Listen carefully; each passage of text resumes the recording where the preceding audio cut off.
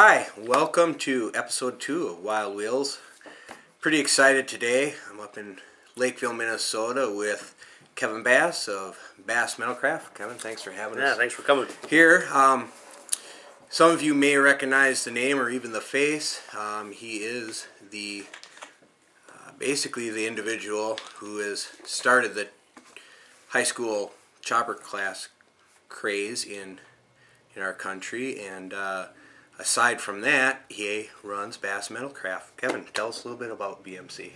Well, Baas Metalcraft started as just me kind of in my garage building stuff for my bikes. You know, it's like when I need a part for a bike, I'd rather machine it or make it or weld it up, fix it, do it whatever myself in-house than give money to somebody who's selling parts that are made in Taiwan. So being a metal fabricator by trade, that's what I teach my students, machine work and welding and whatnot. I started picking up slowly, collecting parts, as you can see around the garage, and equipment. And my goal was to have kind of a one-stop shop where my friends could come by with something broke and I could fix it.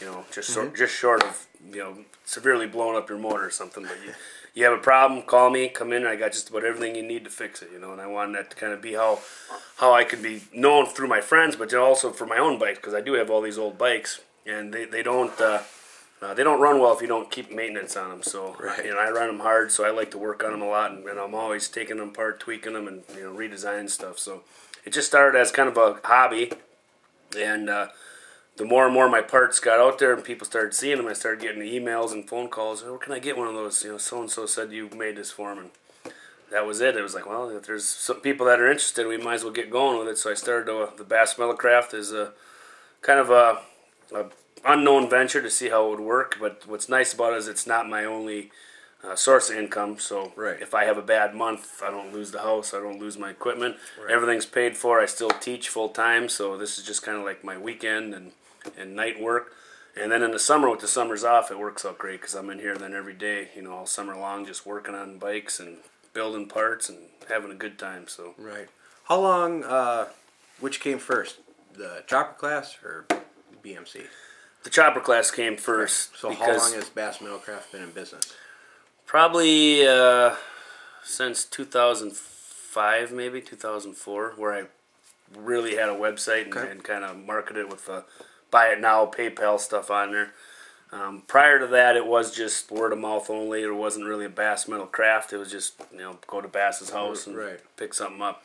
So probably like we did the Sportster biking class, and then building the 57 pan a year later. That was 2003, 2004. Right in there is when I first made the seat pan for that bike and some fender struts, because we had a CNC plasma cutter at school.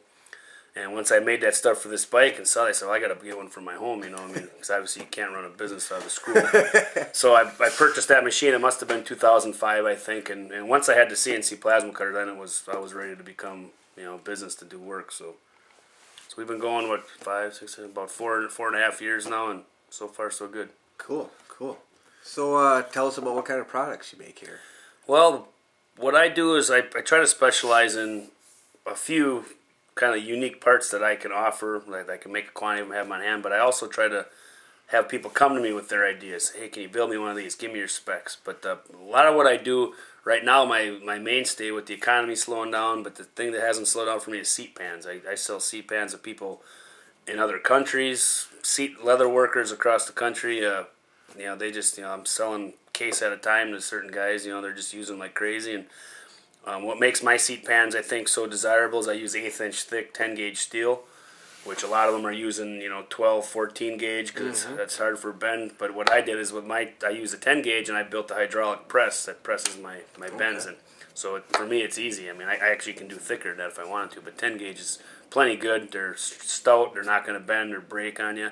And then I also use studs that press in. If you want me to grab one, I can. Sure, please do. And what happens with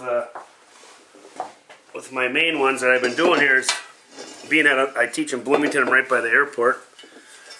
I talked to some airline mechanics about different ways of fastening hardware, because I'm always intrigued. I teach aviation class at Kennedy on the side too, and they told me about these press and fit studs, so you don't have to weld. There's no No bump, you know, so if you want a nice smooth flat seat pan, you don't have a big bump where somebody put a carriage bolt. A lot of the guys use carriage bolts or they weld it all up and it leaves you a big boogery mess, so you need a lot of padding on it.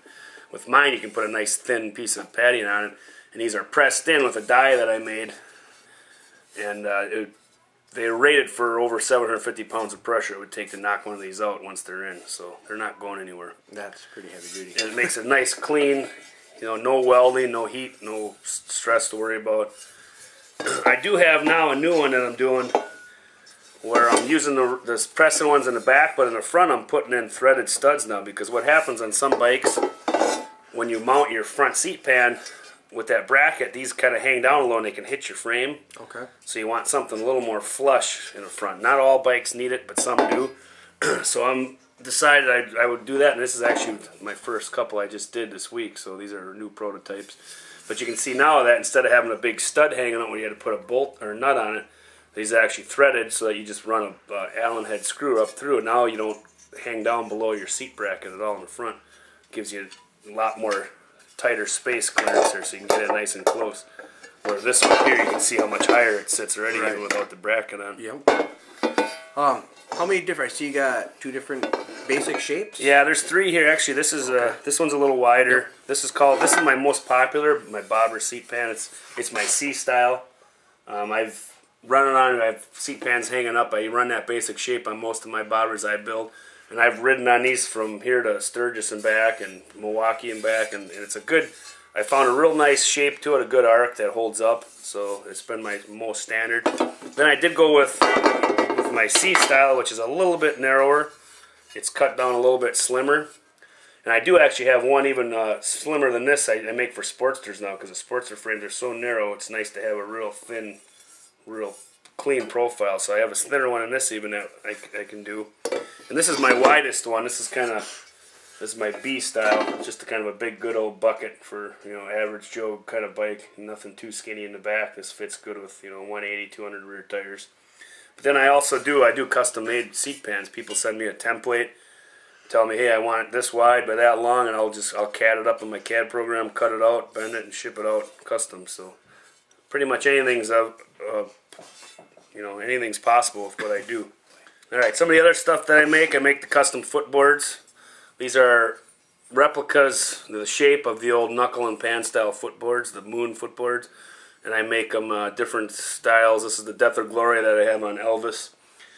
But I can make them custom made, whatever. I've had a couple groups have me make custom made ones with their club logo on it, and other people that just have a name for their bike they want on, or what year the bike is, all that. I can do anything custom. So those have been pretty good item for me. My battery boxes I've come up with, I have a spiderweb style, a plain style, and then the speed hold style. And this is kind of a nice touch. What I've done is created it so that I can sell it 2 ways. I can send it out to you and you just weld it yourself, finish the welds, because the way I design it is when I cut these pieces out, they're stuck together by some small pieces of metal. And that way, somebody who's got access to welding, but just doesn't have a way to make the actual box, I can send it to them like this. They can weld it themselves, kind of get a little more ownership, like, oh yeah, I built it, you know. Right. And it's cheaper for them, obviously. Or if they want me to, I can finish the battery box and weld it up and send it to them all done.